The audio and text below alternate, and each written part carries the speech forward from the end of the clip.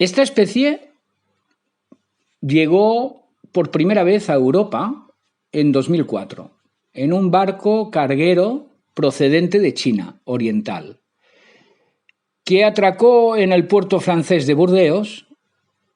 Es la avispa Velutina nigritórax, conocida popularmente como la avispa asiática o la avispa asesina, y figura en la lista de las especies exóticas que más preocupan en estos momentos a la Unión Europea. Como podéis observar, ya hace un momento que estamos con el dron y podemos, si nos fijamos bien, observar ese nido secundario arriba de la copa de un olmo y que realmente es preocupante porque no se ve apenas.